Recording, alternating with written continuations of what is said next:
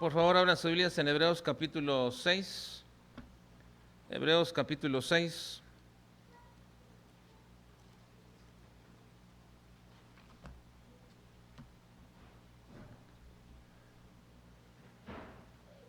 Hebreos capítulo 6. Vamos a leer los primeros 3 versículos, por favor, de Hebreos capítulo 6.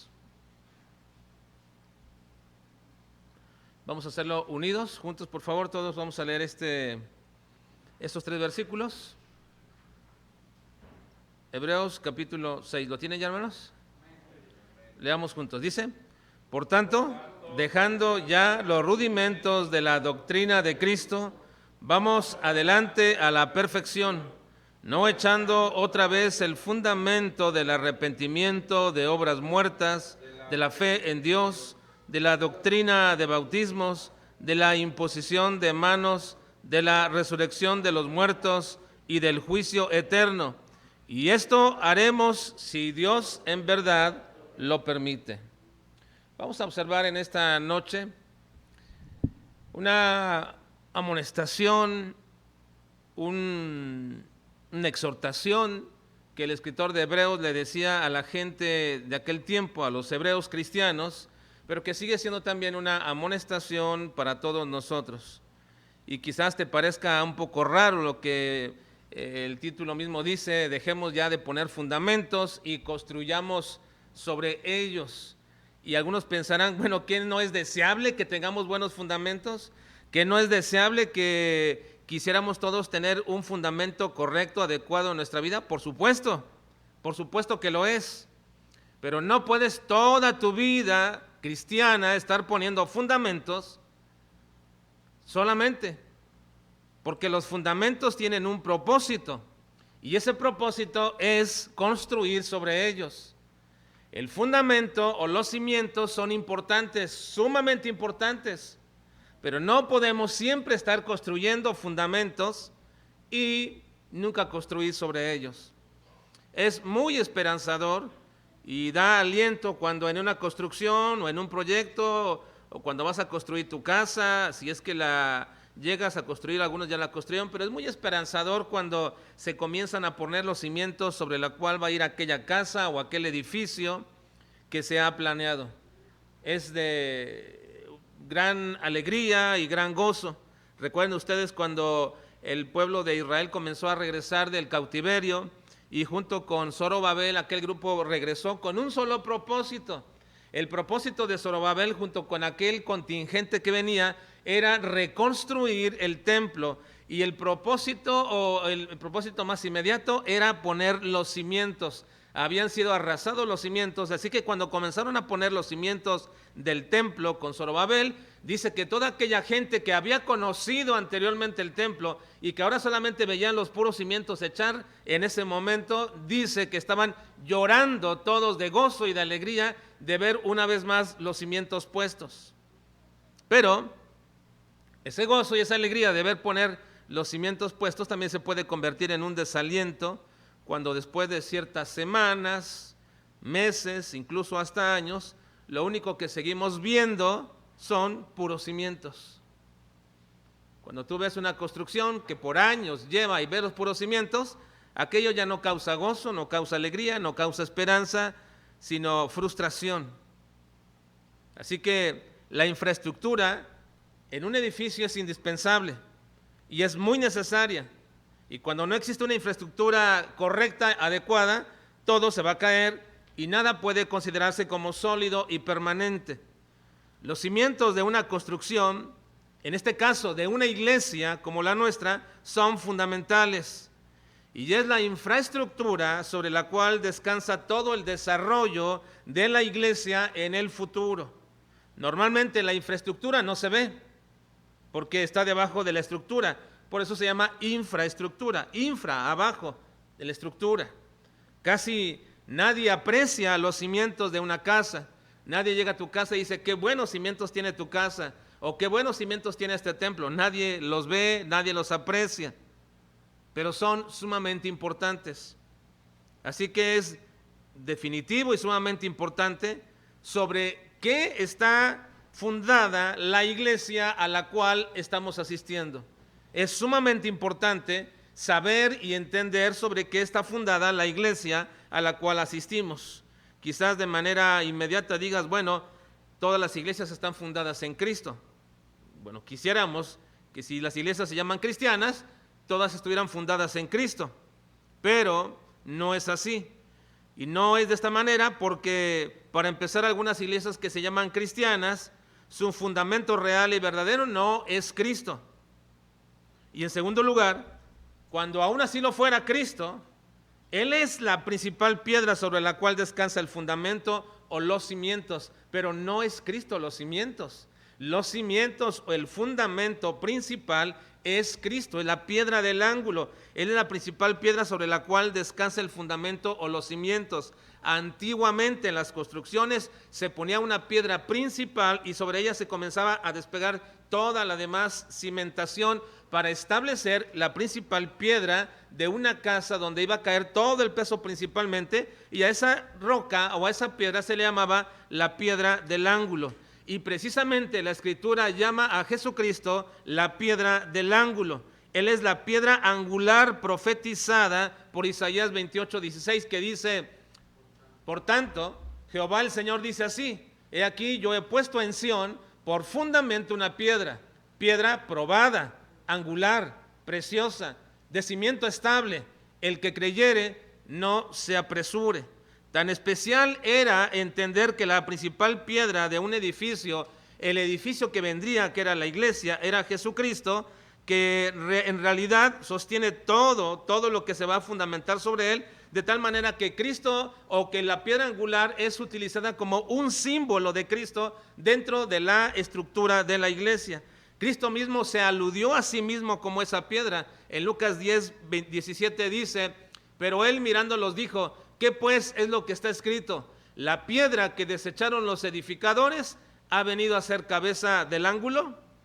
Luego Pedro, en un sermón al pueblo, alude a Cristo como esa piedra que fue desechada. En Hechos 4:11 dice: este Jesús es la piedra reprobada por vosotros los edificadores, la cual ha venido a ser cabeza del ángulo. Y después el mismo apóstol Pedro pone en su carta y vuelve a aludir a Cristo como esa piedra angular importantísima en 1 de Pedro 2:6-7, que dice: por lo cual también contiene la Escritura: he aquí pongo en Sión la principal piedra del ángulo, escogida, preciosa, y el que creyere en él no será avergonzado. Para vosotros pues los que creéis, él es precioso. Ahí repiten conmigo esta parte, hermanos. Para vosotros pues los que creéis, él es precioso.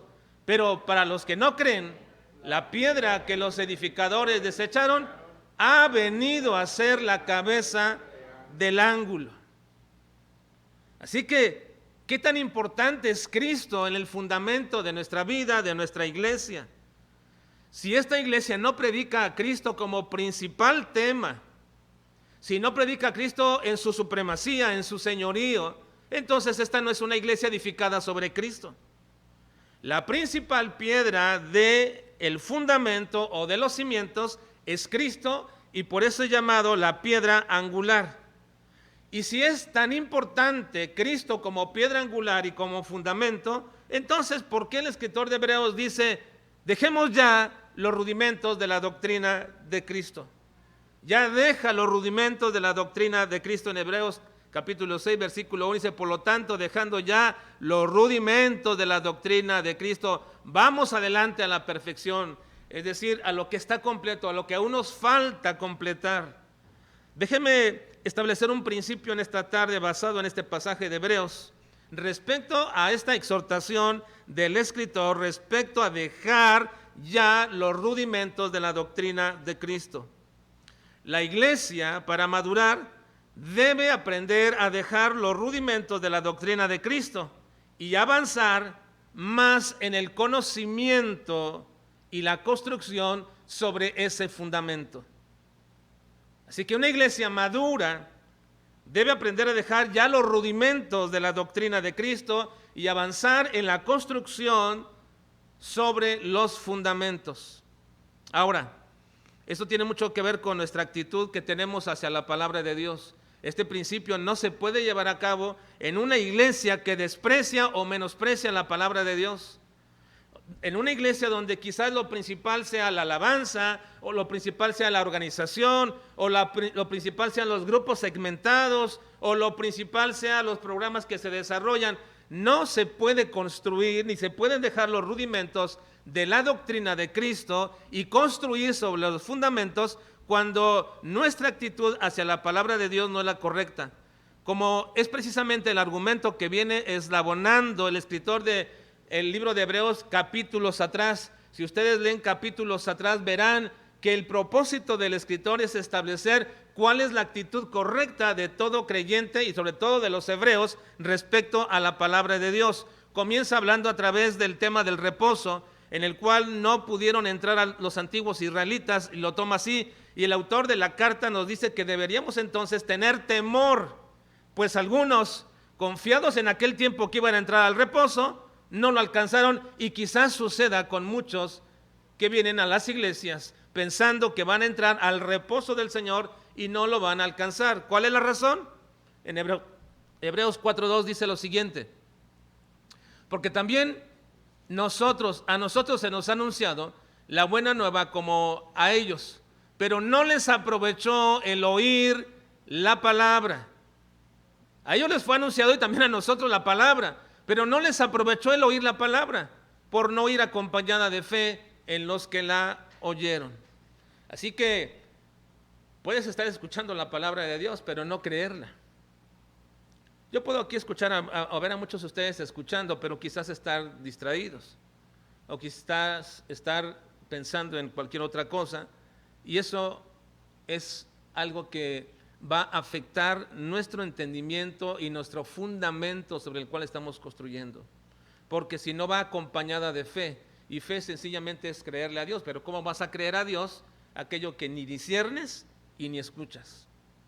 ¿Cómo creerías tú en el Señor? Así que viene diciendo el escritor de Hebreos que aquellos hombres, aun cuando escucharon la palabra de Dios, como hoy día muchos la están escuchando, no les aprovecha nada.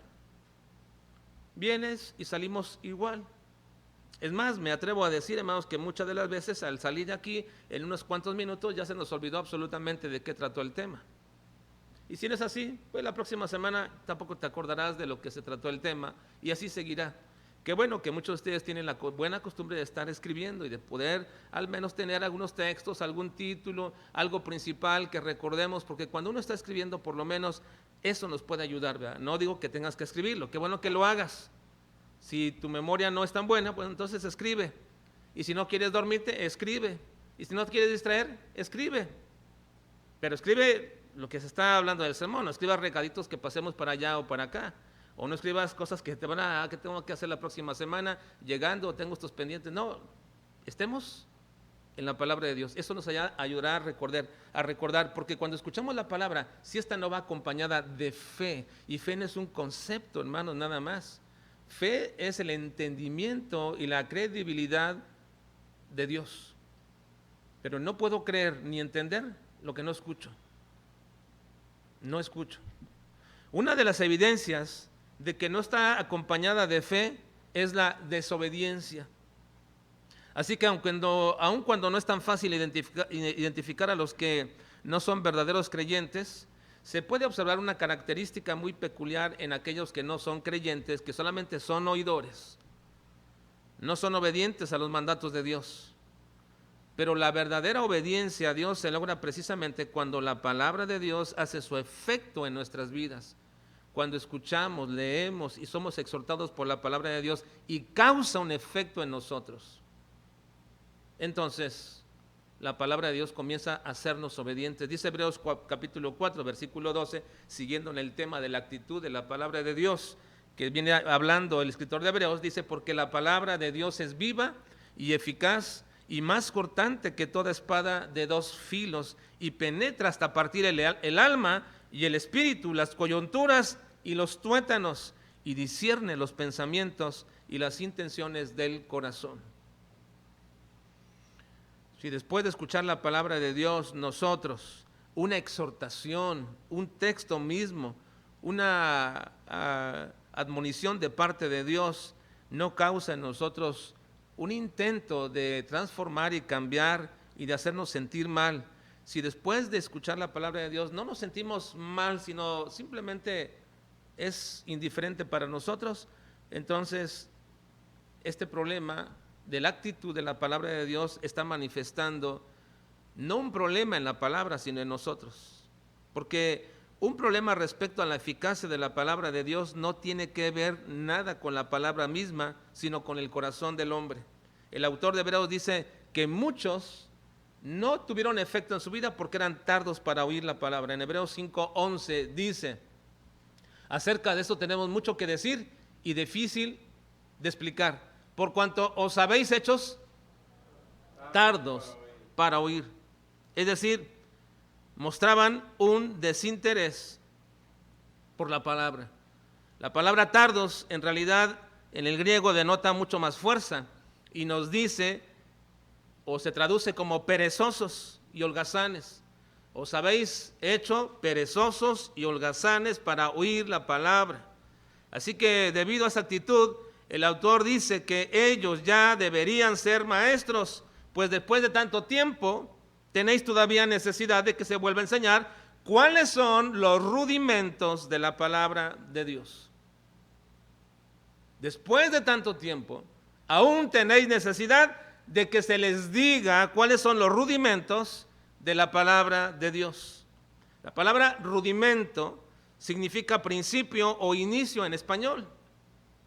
A veces usamos la palabra de forma despectiva cuando decimos que alguien es rudimentario, pero lo que estamos tratando de decir es que es muy básico, ya sea en su hablar o en su vestir o en sus acciones.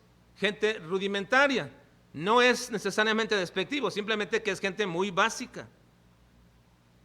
Y lo mismo se refiere el autor cuando habla de los rudimentos de la palabra de Dios, lo básico, lo inicial. Cristianos que solamente han aprendido lo más básico de las Escrituras. Incluso algunos han llegado a ser tales creyentes que a pesar de ser tan viejos en el cristianismo o en el evangelio, aún siguen con la necesidad de tomar leche porque no les gusta el alimento sólido.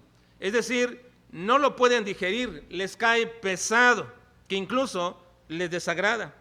Alguna vez, en algún momento, en cierto lugar, cuando acabé de predicar, alguna ocasión alguien se me acercó y me dijo, lo que acaba de decir todo eso realmente me cayó tan pesado, muy pesado. Y yo pensaba que estaba refiriéndose que le había hecho efecto la palabra de Dios en su vida y se había contristado o todo. Y dice, de tal manera que dice, me cayó tan pesado que es mucho lo que tienen que estudiar y hay que entender. ¿Por qué no predica algo más ligerito? Era una campaña, dijo, más ligerito para mañana.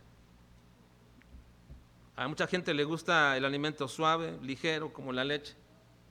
El autor dice en Hebreos 5:13, todo aquel que participa de la leche es inexperto en la palabra de justicia porque es niño.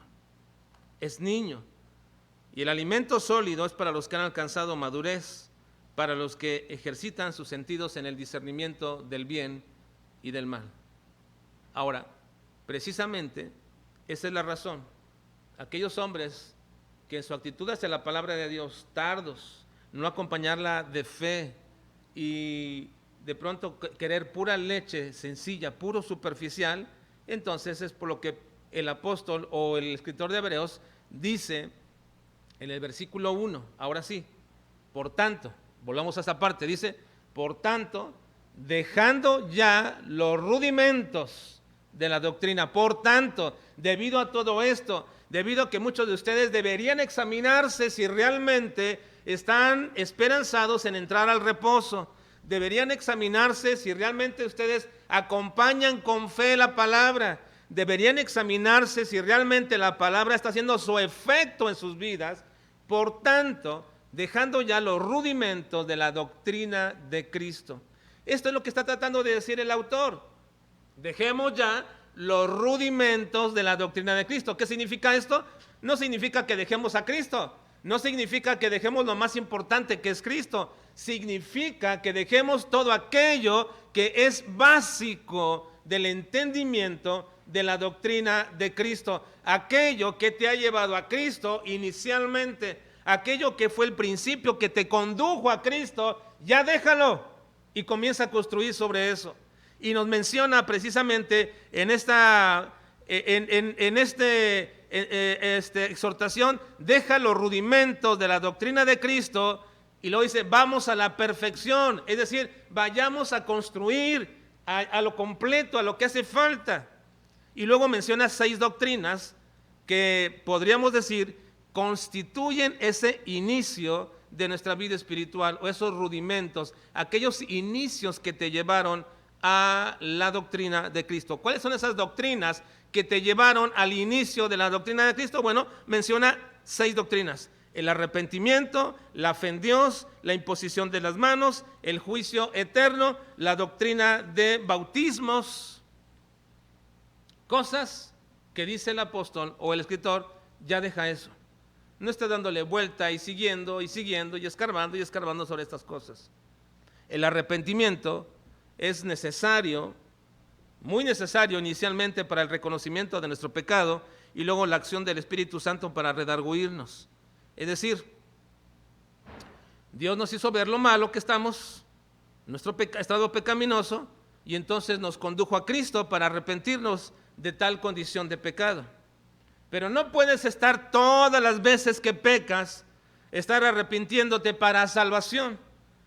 He conocido a mucha gente que continuamente dice, es que no siento que soy salvo, es que no creo o no pienso que soy salvo, y todas las veces se están arrepintiendo mes tras mes y año tras año, manteniéndose en esa actitud, esa falta de fe y esa convicción de lo que el Señor dice. Uno diría, pero qué bueno, si no están, totalmente entendidos, y si realmente no están convencidos, pues que lo hagan. Sí, pero ¿cuántas veces lo tienen que hacer? Una y otra vez y otra vez y otra vez y otra vez. Cuando yo era un adolescente, me acuerdo que yo recibí a Cristo, o bajo mi concepto de aceptar a Cristo, lo hice, no sé, unas 20, 25 veces.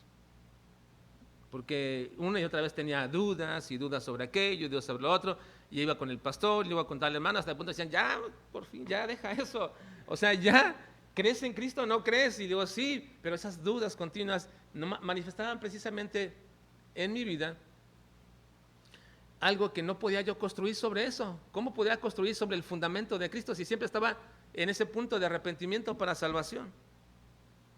Así que hay personas cuya inquietud e inmadurez en la vida espiritual los lleva cada vez que pecan a recibir a Cristo como el Señor de sus vidas, una y otra vez y otra vez.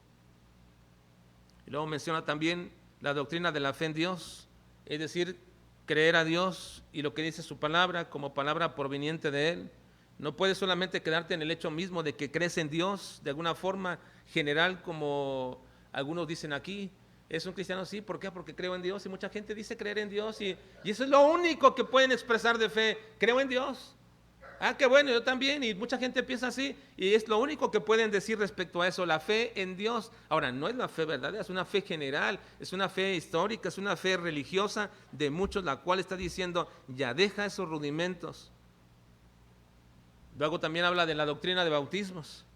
Los judíos tenían una costumbre de continuamente lavarse en agua, al cual también llegó a ser una antecedente del bautismo cristiano. Pero cualquiera que sea su práctica o su significado, no puede ser la verdadera evidencia de la fe en Cristo ni de la afiliación con Él, si solamente estás pensando que eso es lo más importante. Cuando iniciábamos nuestro ministerio, mi esposa y yo nos encontramos con tanta gente que cuando le preguntábamos, ¿y usted cuándo o por qué dice que fue salva? Y lo único que podían decirnos es que, miren, yo no me acuerdo cuándo recibí a Cristo ni cuándo creí, es más, no me acuerdo de todo eso, pero lo que sí me acuerdo es de mi bautismo.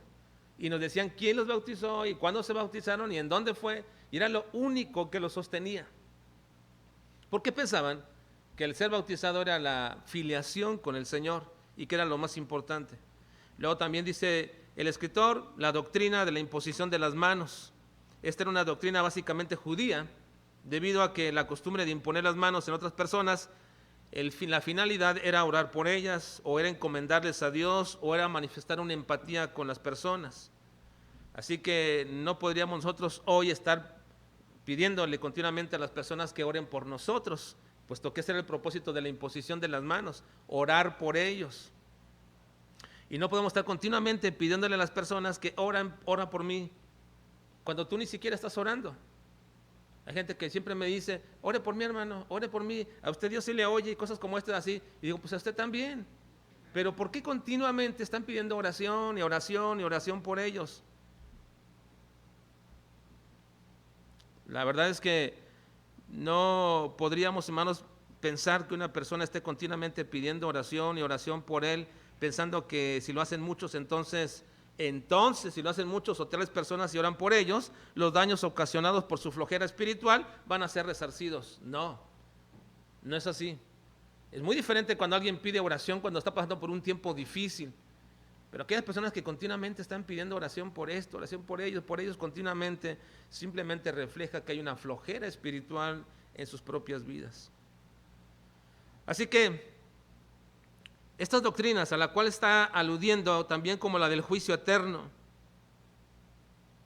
es sin duda una de las doctrinas que menos se estudian actualmente, y para aquellos tiempos era prácticamente el tema más común, el día del juicio. Dentro de la teología judía, la remuneración como una doctrina que constituía la retribución de todas las personas buenas o malas. Entonces ellos siempre estaban pensando que ser bueno les llevaría al acercamiento con el Señor. Esta doctrina, aunque la conocemos como doctrinas de obras, a veces está muy impregnada en personas, en creyentes. Ahora entre semana estaba hablando con una persona que dice que es creyente y me dice que tiene a cargo un grupo de varones en una iglesia, y me dijo, ¿usted es pastor? Sí, qué bueno, déjame le explico algo, y me quiso explicar la parábola la parábola, el texto de Efesios dice, por cuanto no eres frío ni caliente, te vomitaré de mi boca. Y me dice, ¿a qué se refiere todo eso? A ver, dígame usted. Y yo le empecé a explicar un poquito, y dice, bueno, déjeme darle ahora hice mucha investigación sobre esto, y se lo enseñé a mis varones. Y dice, frío y caliente es bueno para Dios, las dos cosas. Frío y caliente es bueno porque, y me puso ese ejemplo, si estás en tiempo de calor, es agradable ser frío o tomar agua fría. Y si estás en tiempo de frío, es agradable tomar agua caliente. Y por eso dice el Señor, en tiempo de calor ni en tiempo de frío, lo tibio no te agrada. Así que lo frío y lo caliente es agradable. Y luego me dice, esto me enseña a mí que debemos ser agradables para todas las personas. Que yo debo buscar ser agradable a cada persona. Debo ser agradable a una persona que pasa por tiempos difíciles, agradable en tiempos que están pasando por tiempos buenos, ser agradable en todo. Dice, esta es la enseñanza, la investigué y Dios me dijo, esto es, quiero que tú enseñes a los varones. Y yo le dije, finalmente, ¿usted cree que en eso culmina toda la cosa, que seamos buenos para con todas las personas? Pues sí, es lo que Dios quiere. Le digo, no, se equivoca. Se equivoca. La palabra del Señor no tiene como propósito hacerte una persona buena. Eso vendrá como un resultado cuando tú busques agradar verdaderamente a Dios. Y entonces le expliqué qué significaba ser frío o ser caliente en todo el contexto. Pero fíjense, él es un cristiano que tiene un grupo de varones y que dice que Dios le reveló o le habló o le dijo bajo un estudio concienzudo de la palabra de Dios. Esas doctrinas retributivas o ser buenos o ser lo mejor posible impregnan la vida de muchos cristianos, y por eso de pronto queremos nosotros intercambiar con Dios lo bueno que hacemos con alguien. Señor, no voy a la iglesia ahora, pero voy a hacerle bien a aquella persona. Señor, no voy a leer la Biblia, pero voy a ayudar con aquello. Señor, no voy a dar mi diezmo ahora, pero voy a ayudar a tal o cual persona. Y así comenzamos a querer intercambiar, queriendo ser buenos con las demás personas, porque pensamos que en el juicio será más tolerable el castigo, o será Dios más bueno con nosotros. Ahora, el autor dice que no echemos otra vez el fundamento. Por tanto, dejando ya los rudimentos de la doctrina de Cristo, vamos adelante a la perfección, no echando otra vez el fundamento. No echando otra vez el fundamento. Esta palabra me llama mucho la atención, porque me parece como muy mexicana. Porque cuando uno va a poner los cimientos, ¿qué dice? En nuestro lenguaje coloquial, ¿qué dice? ¿Cómo decimos nosotros cuando uno va a poner los cimientos de una casa? No. ¿Cómo dice? Es una palabra muy mexicana. Vamos a echar los cimientos. ¿O aquí no se dice? Sí, echó los cimientos. Y es lo que está diciendo aquí el autor. Echando los fundamentos. Ya no echemos más el fundamento. Ya no eches más el cimiento. Ya no eches más el cimiento, otra vez de lo mismo y otra vez lo mismo, y no sales de eso, y no sales del arrepentimiento, y no sales de la fe en Dios, y no sales de la imposición de manos, y de los bautismos, y del juicio eterno, cosas que ya has repasado una y otra vez. Muchas personas consideran esta lista de fundamentos o cimientos aquí mencionados, que son indispensables para la vida cristiana, tal que nunca salen de eso. Siguen y siguen repasando y volviendo a repasar las mismas doctrinas básicas, la serie de estudios que se les dio, vuelven otra vez a repasarlo una vez más, y bueno, está bien repasarlo para aprenderlo bien, pero siguen sobre ello una y otra vez y no avanzan a la perfección. Así que aquello que recibieron para su desarrollo inicial no han terminado o no han culminado todavía en su vida. Tienen necesidad de que una y otra vez y otra vez y otra vez se les vuelva a enseñar lo mismo. Así que, hermanos, finalizando esta parte del libro de Hebreos, no se trata, hermanos, de abandonar las bases de nuestra fe. No está hablando de eso. Abandona las bases de tu fe, no. Sino de que no nos quedemos solamente en esas bases y que avancemos. Debemos edificar sobre ese fundamento que ya está puesto, sobre ese cimiento que ya está echado. Y lamentablemente lo que tengo que decirles, hermanos, ojalá nos sirviera de acicate, de aguijón y de estímulo, y no para desanimarnos. Pero creo que muchos creyentes, después de muchos días, meses y años, lo único que se puede ver en ellos son cimientos. El principio, qué gozo da, qué alegría, qué esperanza ver cuando un nuevo creyente pone cimientos sólidos. Pero es una frustración después de años seguir viendo en su vida puros cimientos. No ha construido nada sobre esos cimientos. No ha podido ganar a otros para Cristo. No los ha discipulado. No se ha conformado como un maestro de nuevos creyentes. Porque solamente hay puros cimientos después de tantos años. Así que, hermanos, no podemos crecer en la fe ni como iglesia cuando solamente tenemos niños espirituales dentro de nuestra iglesia, que solamente querrán leche y que cuando se sienten que se les está dando alimento sólido, lo van a repeler. ¿Eres tú un niño espiritual? Porque recientemente has creído. Qué bueno, entonces disfruta de tu leche. Pero ¿eres un niño espiritual después de mucho y tanto tiempo? Necesitas entonces dejar de esa leche y comenzar a probar alimento sólido. No seas tardo en oír la palabra y tampoco seas rudimentario en tu doctrina. No seas una persona rudimentaria en la doctrina. Construye sobre esas bases que ya tienes y que el Señor te empiece a usar para engrandecimiento de su reino. Dice 1 Corintios 3:12, con esto culminamos leyendo este pasaje, dice: y si sobre este fundamento, bueno, pon el versículo 11 por favor para leerlo completo. Versículo 11 dice: porque nadie puede poner otro fundamento que el que está puesto, el cual es Jesucristo.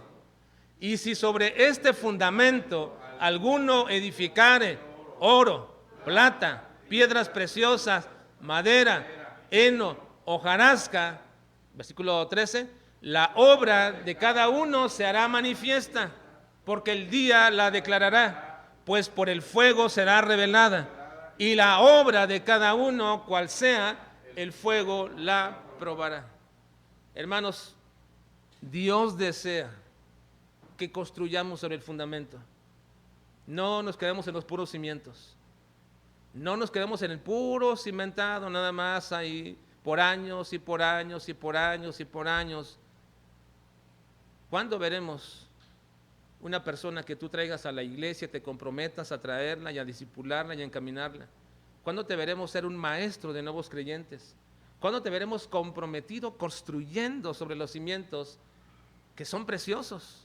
Nuestro Señor Jesucristo es el cimiento preciado, pero ¿cuándo te veremos construir sobre eso? ¿O crees que es bonito ver puros cimientos? Yo espero en el Señor, hermanos, que podamos dejar ya los rudimentos de la doctrina de Cristo y avancemos a la perfección, al cumplimiento de lo que Dios quiere como iglesia y como cada creyente. Vamos a orar, por favor.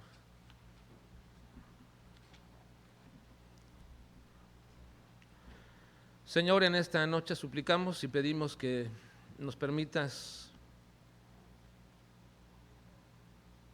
dejar, Señor, ya los rudimentos, eso inicial, esos principios, y comenzar ya a construir, Señor, sobre los cimientos.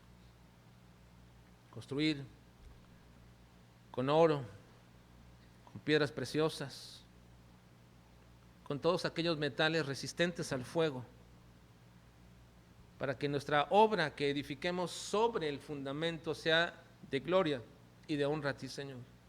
Ayúdanos. Te ruego por cada creyente aquí, que quizás después de tanto tiempo, muchos todavía siguen con la cimentación, pero deseamos ver construido ya algo, Señor, en sus vidas. Tú deseas, Señor, ver algo. De tal manera que cuando no hay fruto en un árbol al cual tú has dado vida, lo quitarás. Señor, te pedimos que nos ayudes a construir y dejar los rudimentos de la doctrina. Te lo rogamos y te lo pedimos en Cristo Jesús. Amén.